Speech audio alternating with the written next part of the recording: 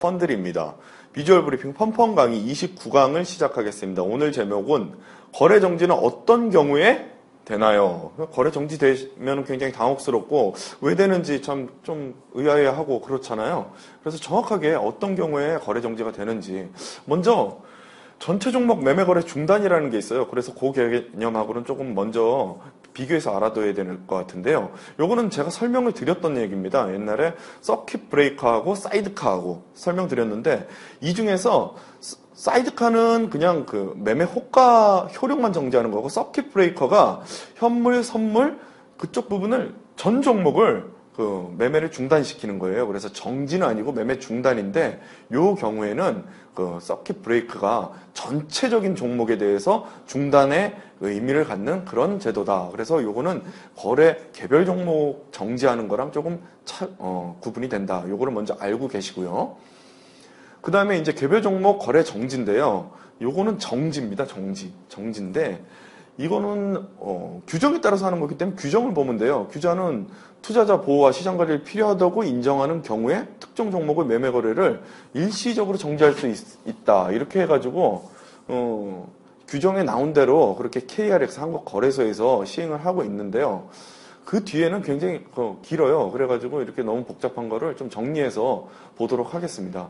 그래서 이렇게 거래 정지의 경우 이렇게 나누어서 볼 수 있는데요. 먼저 언제 투자자 보호와 시장 관리 조금 애매한데 시장 관리 필요에 인정이 되는 경우에 그렇게 정지를 할 수 있습니다. 그런데 그 부분에 대해서 애매하기 때문에 조금 자세하게 규정에 나열하고 있는데 그 부분이 이제 상장 법인의 존폐와 관련된 풍문 등의 사유여야 되고요.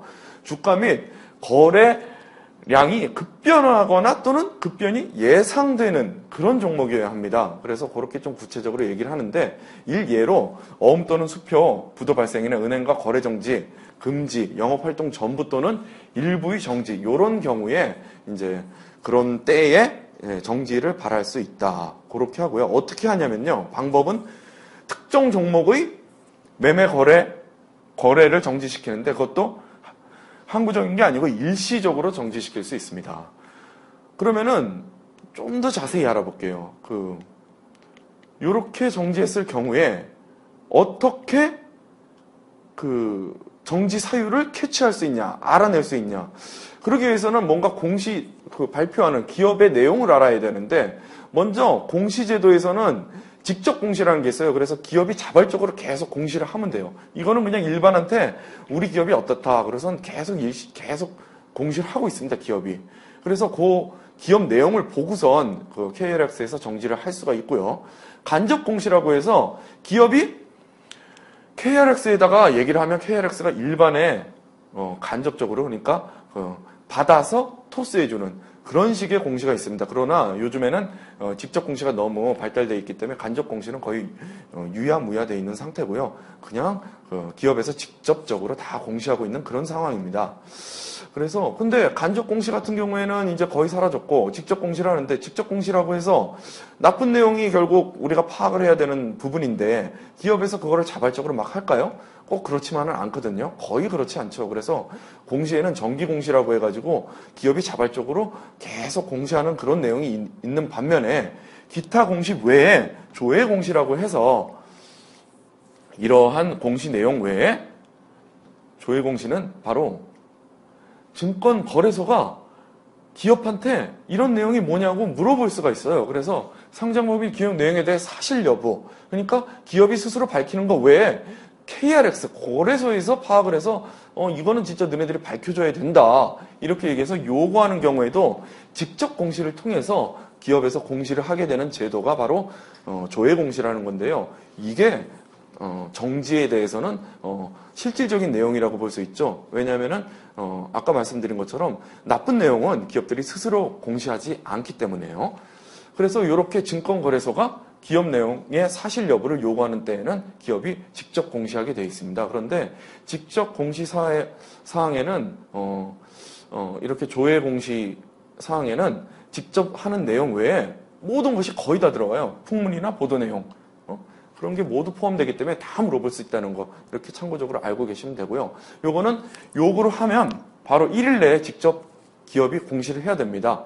그 내용을 거래소에 문서로도 제출을 해야 되고요. 근데 이렇게 공시를 해도 우리 그거에 대해서는 잘 모르겠다. 아니면은 뭐 의사결정이 진행 중이다. 이렇게 막 변명을 할 수가 있어요. 그럴 경우에는 1개월 이내에 다시 공시를 해야 됩니다. 그 부분을 알고 계시면 되고요. 이렇게 공시 내용을 보고선 KLX가 정지를 했을 경우 그냥 마구잡이를 끝까지 계속 정지시킬 수는 없잖아요. 그래서 재개를 하는데요. 기업이 이제 나 우리 이런 내용이다. 그거 아무것도 아니다. 이렇게 공시를 했을 때 30분이 경과하면 다시 재개가 됩니다. 그리고 14시 이후에 공시를 하게 되는 기업이 그 다음 날부터 재개가 되는 거고요. 그 다음에 공시를 했음에도 불구하고 의문이 사라지지가 않아요. 그랬을 때는 또는 상장 폐지 기준에 되는 그런 내용을 기업이 공시를 했어요. 우리 진짜 심각하다. 그랬을 때 또는 관리 종목 지정에 해당하는 사유가 있을 때 그럴 때는 재개를 바로 30분이나 그렇게 재개 바로 안 하고 연기할 수 있습니다. 그 부분도 알고 계시면 되겠고요. 네, 여기까지 알고 계시면 정지가 이런 경우에 되는구나 이렇게 알 수 있으실 겁니다. 네, 감사합니다.